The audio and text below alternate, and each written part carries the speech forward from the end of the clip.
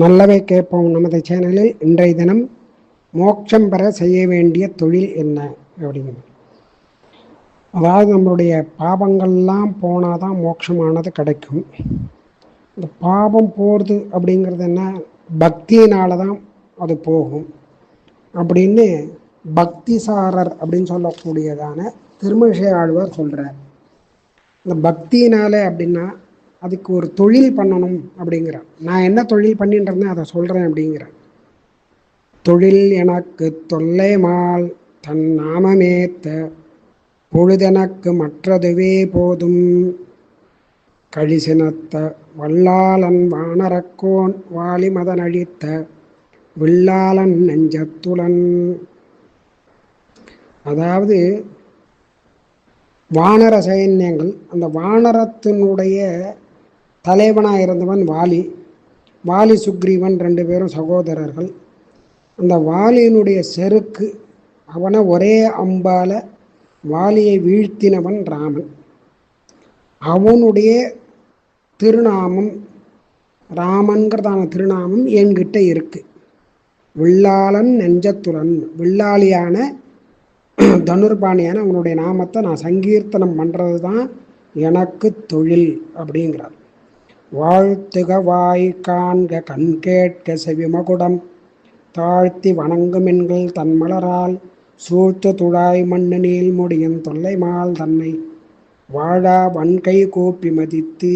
அதாவது நமக்கு இருக்கக்கூடியதான ஐம்புலன்கள், இந்த ஐம்புலன்களால் அவனுடைய திருநாமத்தை சொல்கிறது, அவனுக்கு தொண்டு செய்வது, இதெல்லாம் தான் பண்ணணும் அப்படிங்கிறார். அதுக்கு சாஸ்திரம் கூட சொல்லிருக்கு, விசித்ரா தேக சம்பத்திக்கு ஈஸ்வராய நிவேதிதம் பூர்வமேவ கிருதா பிரம்மன்னே ஹஸ்தபாதாதி சம்யுதா அப்படின்னு. எம்பெருமானுக்கு தொண்டு செய்வதற்கு தான் கை கால்கள் உடம்பு கண்ணு காது எல்லாம் சொல்லியிருக்கு. அதை வச்சுட்டு அவனுக்காகவே நாம் இது பண்ணணும். அப்படி பண்ணலை அப்படின்னாக்க அவன் நம்மளை ரட்சிக்க மாட்டான், காப்பாற்ற மாட்டான் அப்படிங்கிறார். அதில் இன்னொன்று சொல்கிறார் திருமிசை ஆழ்வார், பகவத்கீதையை படிங்கோ அப்படிங்கிறார். சேயன் அணியன் சிறியன் மிக பெரியன் ஆயன் துவரை கோணாய் நின்ற மாயன் அன்று ஓதிய வாக்கதனை கல்லார் உலகத்தில் ஏதிலராய் மெய்ஞானமில். அதாவது ஆயன் துவரைக்கோணாய் நின்ற மாயன் கிருஷ்ணன் அன்று ஓதிய வாக்கதனை, அன்று உபதேசம் பண்ணியதான அந்த பகவத்கீதையை மாயக்கண்ணன் மகாபாரத போர்க்களத்தில் அர்ஜுனனுக்கு உபதேசம் பண்ணும்படியாக, அதாவது பக்தி யோகம் முதலான யோகங்கள்லாம் சொல்லும் பொழுது இந்த கீதையை உபதேசம் பண்ணி பிரபத்தியம் பண்ணுன்னு சொன்னான். சரணடையும்படியாக பண்ணு சரணடை அப்படின்னு பண்ணான். இது மெய்ஞானம்னு பேர். இது பகவத்கீதை படித்தா மெய்ஞானம் ஏற்படும். அது வேத முதல் பருவன் நாராயணன் வீடாக்கும் பெற்றறியாது, அவன்தான் நமக்கு மோட்சத்தை கொடுக்கக்கூடியவன். அதனால் அவன் என்ன பண்ணுவான் அப்படின்னு கேட்டால், மோட்சம் போகணும்னா நரகத்துக்கு போகாமல் இருக்கணும்.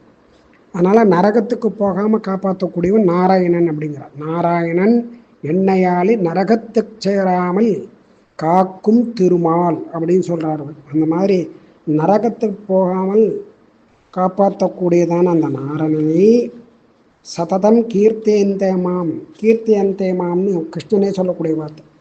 அந்த கிருஷ்ணன் நம்மளை காப்பாற்றுவான், நரகத்துக்கு போகாமல் அழிச்சுன்னு போவான் அப்படிங்கிறார். அப்போ மலையாமை மேல் வைத்து வாசுகையை சுற்றி தலையாமை தானொரு கைப்பற்றி அலையாமல் பீரக்கடைந்த பெருமான் திருநாமம் கூறுவதே யாவர்க்கும் கூற்று. நரகத்துக்கு போகாமல் அந்த மோட்சத்துக்கு போகணும் அப்படின்னா அவனுடைய திருநாமங்களை கீர்த்தனம் பண்ணணும், நாம சங்கீர்த்தனம் பண்ணணும், அவனுடைய திருக்கல்யாண குணங்களை சொல்லணும், அவனுடைய லீலைகளை சொல்லணும். நாராயணா, ராமா, கிருஷ்ணா, வாசுதேவா, தாமோதரா, புண்டரீகாட்சா, கோவிந்தா அப்படிங்கிற நாம சங்கீர்த்தனத்தை பண்ணிகிட்டே இருந்தால் நம்ம பாபங்கள்லாம் போயிடும். நினைத்த உடனே எல்லா பாபங்களும் போகுங்கிற அந்த மாதிரி அவன் நாமத்தை நினைச்சா நம்ம பாபங்கள்லாம் போகும். அவனுடைய திருநாமம் அதுக்கும் அவனுக்கும் வித்தியாசமே கிடையாது அப்படிங்கிற. திருநாமத்தை சொன்னாலே அவன் சொன்ன மாதிரியா. சத்யபாமா ருக்மிணி இவா 2 பேருக்குள்ள ஒரு போட்டி நடந்தது. அதாவது கிருஷ்ணனை துலாபாரம் பண்ணணும் அப்படின்னு கிருஷ்ணனை ஒரு தட்டில் தராசில் உட்காத்தி வச்சுட்டு சத்யபாமா என்ன பண்ணால் தாங்கிட்ட இருக்கக்கூடிய ஆபரணங்கள், நகைகள், வைரம், வைடூரியம், கோமேதம் எல்லாத்தையும் கொண்டு கொட்டினா ஒரு தட்டில். எடைக்கு எடை கொடுக்கறது, கிருஷ்ணனுக்கு இது பண்ணுறது. யார் கொடுத்து அந்த சமமாகிறதோ அந்த தராசு அவள்கிட்ட தான் பக்தி இருக்குது அப்படிங்கிற மாதிரி ஒரு இது. அப்போ சத்யபாமா எல்லாத்தையும் கொண்டு வைக்கிறா. ஆனால் எடைக்கு எடை வரவே இல்லை, தோற்று போயிடுறா. ருக்மிணி வர ஒரே துளசி தளத்தை கொண்டு ஒரு தட்டில் வச்சு கிருஷ்ணார்ப்பணமஸ்து கிருஷ்ணா அப்படின்னு சொல்லி அந்த தட்டில் வைக்கிறான். வச்ச உடனே கிருஷ்ணனுக்கு சமமாக அந்த தராசு நின்று தான். வேதம் 4 மெய்ப்பொருளாவது நாதன் நாமம். அவனுடைய திருநாமத்தை சொல்லி அந்த துளசி அங்கே வச்சாலும் அது அந்த திருநாமம் அது வேற அவன் வேற கிடையாது. சமமாக இருந்து அவளை இது பண்ணிட்டு கோகுலத்தில் கோபிகைகள்லாம் என்ன பண்ணா, தயிர், பால், வெண்ணெய், நெய் இதெல்லாம் ஒரு கூடையில் வச்சுன்னு வித்துண்டு போவாராம். அப்படி வித்துணும் போது ஒரு கோபிகை ஒரு தடவை என்ன பண்ணா, விக்ரேது காமாக்கல கோபகன்யா முராரி பாதார்ப்பித சித்தவிருத்தி தத்தியாதிகம் மோகவசாத் அவோச்சித்து ஹே கிருஷ்ண ஹே யாதவ ஹே மாதவா அப்படின்னு. அந்த வெண்ணெய், தயிர், நெய் இதெல்லாம் வித்துண்டு போகணும். அப்போ வெண்ணெய் வாங்கலையோ வெண்ணெய், தயிர் வாங்கலையோ தயிர், நெய் வாங்கலையோ நெய் அப்படின்னு கேட்குறான். அப்படி கேட்கணும் இல்லையா, அவன் வித்துண்டு போகணும். இப்போ கிருஷ்ணனை வாங்கலையா, கோவிந்தனை வாங்கலையா, மாதவனை வாங்கலையா அப்படின்னு கேட்குறான். மாதவன் வேணுமா, கிருஷ்ணன் வேணுமா, இதுன்னு புது விற்பனையாக இருக்கே அப்படின்னு எல்லாரும் பார்க்குறாளாம். பார்த்தா முராரி பாதார்ப்பித சித்த விருத்தி. அவள் கூடையில் எல்லாத்தையும் எடுத்துன்னு வரா. அவனுடைய தாயார் இதெல்லாம் வித்துட்டுவான்னு கூடையில் வச்சு கொடுத்துருக்கா. ஏன்னா அவள் பித்து பிடிச்ச மாதிரி உட்காந்துருக்கா. இப்போ பார்த்தாலும் என்ன பித்து, கிருஷ்ணங்கிறதான பித்து. அந்த முராரியான கிருஷ்ணன் தன்னுடைய மனசில் எப்போதுமே நினச்சின்னு இருக்கா. அதனால் சாப்பிட்றதில்ல, தூங்குறதில்ல, எதுவுமே பண்ணுறதில்ல, பித்து பிடிச்ச மாதிரி இருக்காளேன்னு சொல்லிட்டு இதை ஏதாவது கொடுத்து இதை வித்துட்டு வரட்டும், அப்போவாது கொஞ்சம் பித்தம் தெளியட்டும் அப்படின்னு சொல்லி அவள் தாயாருக்கு ஒரு மனசில் இது இருந்ததை போட்டு கொடுத்து அனுப்புகிறா. கூடையில் எடுத்து போய் வித்துட்டு வா அப்படிங்கிறான். சரி எடுத்துட்டு போகிறான். ஆனால் என்ன வச்சுருக்காங்கிறத இவன் கவனிக்கலை, கேட்டுக்கலை.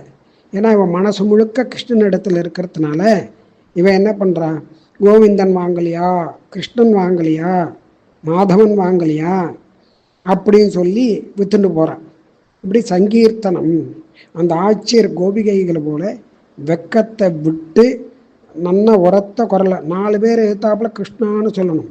யாராவது பார்த்தா எதாவது நினச்சிப்போ அப்படின்னு சொல்லி வெக்கப்பட்டு சொல்லாமல் இருக்கக்கூடாது. வெக்கப்பட்டால் ஒன்றும் கிடைக்காது. திரௌபதி துகில் உறிஞ்ச சமயத்தில் வெக்கப்படாமல் யாதவா கிருஷ்ணா துவாரகா அச்சுதா கோவிந்தா புண்டரி கக்ஷான்னு உரத்த குரலில் அந்த சபையிலே கத்தினான். உடனே புடவை வந்தது. வைகுந்தம் ஈப்பாயும் எவ்வுயிர்க்கும் நீ அப்படிங்கிற அந்த மாதிரி அவனுடைய திருநாமத்தை சொன்னாலே எல்லா உயிர்களையும் காப்பாற்றக்கூடியவன் அந்த கிருஷ்ணன். அதனால் நாராயணன். நம்மளுடைய தொழில் எப்படி இருக்கணும் அப்படின்னா, அவனுடைய திருநாமங்களை சொல்லக்கூடியதான் நம்ம தொழிலாக இருக்கணும். அந்த தொழிலை நாம் பண்ணோமானா அந்த நாராயணன் நம்மை காப்பாற்றுவான் அப்படிங்கிறத தொழில் எனக்கு தொல்லைமால் தன் நாமமே தேங்கிறான். அதுவே எனக்கு எப்போதும். அதனால் அவனுடைய திருநாமத்தை சொல்லின்னு இருந்தாலே நமக்கு நரகம் இல்லாமல் அந்த மோட்சத்துக்கு போகக்கூடியதான வழியானது கிடைக்கும் அப்படின்னு சொல்கிறது. அதனால் பகவத்கீதையை சொல்லணும், விஷ்ணு சகஸ்ரநாமத்தை சொல்லணும். எதுவும் முடியலன்னா அவனுடைய பெயர்களை சொல்லணும். பெயர்களை சொன்னாலே பாபங்கள்லாம் போகும். பாபங்கள் கழிஞ்சுது அப்படின்னாலே மோட்சமானது தானாக கிடைக்கும். அதனால் மோட்சத்துக்கு போகிறதுக்கான தொழில் அவனுடைய நாம சங்கீர்த்தனம்தான். மற்றவை நாளே கேட்போம்.